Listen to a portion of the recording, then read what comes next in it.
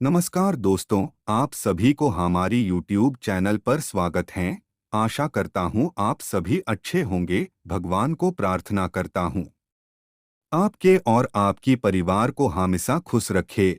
दोस्तों, आप अभी तक हमारी चैनल को सब्सक्राइब नहीं किया है तो जल्दी सब्सक्राइब कीजिए। चलिए वीडियो को शुरू करते हैं। जीवन और मृत्यु के बारे में ज्यादा जानकारी किसी को नहीं होती है। हर व्यक्ति अपनी अलग अलग धारणा बनाए हुए बैठा है, मगर इसके बारे में सभी को सही से जानकारी होनी ही चाहिए। क्योंकि हम सभी को वीसी ये तो पता ही है कि हमें कर्म के हिसाब से ही फल मिलते हैं। अगर बात करें पुराणों की तो पुराण में भी जीवन और मृत्यु के बारे में बहुत ही विस्तार से बताया गया है। गरुड़ पुराण में तो मृत्यु के बारे में बहुत ही संक्षिप्त में बताया गया है।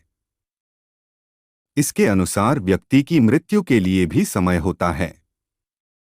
जिस तरह से हर काम को करने के लिए कोई निश्चित समय होता है और व्यक्ति को कब क्या करना है ये सब पहले से ही लिखा होता है, बस ठीक ऐसे ही मृत्यु का भी एक निश्चित समय होता है।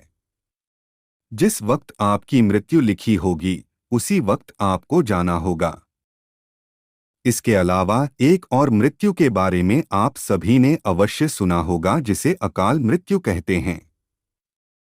अक्सर आपके आसपास के लोग अकाल मृत्यु के बारे में बातें किया करते होंगे।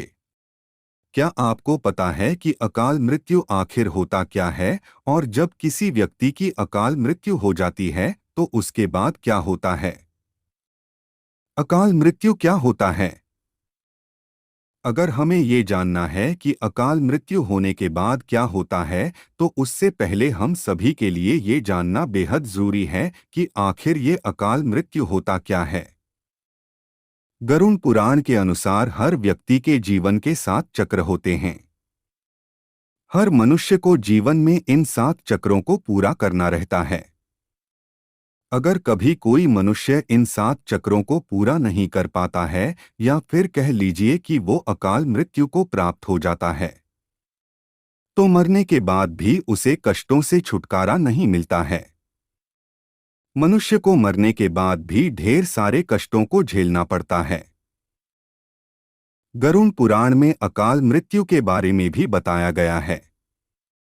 इस पुराण के अनुसार अगर कोई व्यक्ति किसी दुर्घटना में, जल में डूबने से या सांप के काटने से या फिर किसी रोग के कारण या फिर गले में फांसी का फंदा लगने से या फिर भूख से पीड़ित होकर या फिर किसी हिंसक प्राणी के द्वारा मारा जाता है तो ऐसा ही व्यक्ति अकाल मृत्यु को प्राप्त हो जाता है। ऐसा गरुड़ पुराण के सिंहावलोकन अध्याय में बताया गया है। इसके अलावा बहुत से लोग ऐसे भी हैं जो आत्महत्या कर लेते हैं, लेकिन गरुड़ पुराण में उसी आत्महत्या को सबसे ज्यादा घृणित और निंदनीय अकाल मृत्यु बताया गया है। अकाल मृत्यु हो जाने के बाद क्या होता है? ऐसा माना जाता है कि अगर कोई आत्महत्या करता है तो इसका मतलब यह होता है कि वह ईश्वर का अपमान करता है। वहीं जिन लोगों की मृत्यु प्राकृतिक रूप से होती है उन लोगों को 3 या फिर 10 या फिर 13 या फिर 40 दिनों के भीतर ही दूसरा शरीर प्राप्त हो जाता है। लेकिन जो लोग आत्महत्या करते हैं उन लोगों की जीवात्मा पृथ्वी लोक पर ही भटकती रहती है। ऐसा माना जाता है कि ये आत्मा तब तक पृथ्वी लोक पर भटकती है जब तक वह आत्मा प्रकृति के द्वारा जो उसका निर्धारित जीवन चक्र है उसको पूरा नहीं कर लेती है। इस अवस्था में जो जीवात्मा होती है उसे अक्ति कहा जाता है। ऐसे में न तो जीवात्मा को स्वर्ग लोक की प्राप्ति होती है और न ही नरक लोक की प्राप्ति होती है। जिन आत्मा की मृत्यु अकाल तौर पर होती है उन्हें सुख, भूख, प्यास, संभोग, क्रोध, दोष, वासना, राग आदि की पूर्ति के लिए अंधकार में ही भटकते रहना पड़ता है। ये आत्मा तब तक अंधकार में भटकती रहती है जब तक उस आत्मा का परमात्मा के द्वारा निर्धारित जो जीवन चक्र होता है वो पूरा नहीं हो पाता है।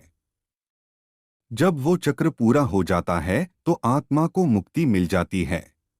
प्राकृतिक रूप से मरने वाले लोगों को सीधे मोक्ष की प्राप्ति होती है, लेकिन कुछ लोगों की प्राकृतिक मृत्यु नहीं होती है, जैसा कि अभी हमने आपको ऊपर बताया। तो उन लोगों की जो आत्मा है वो भटकती रहती है।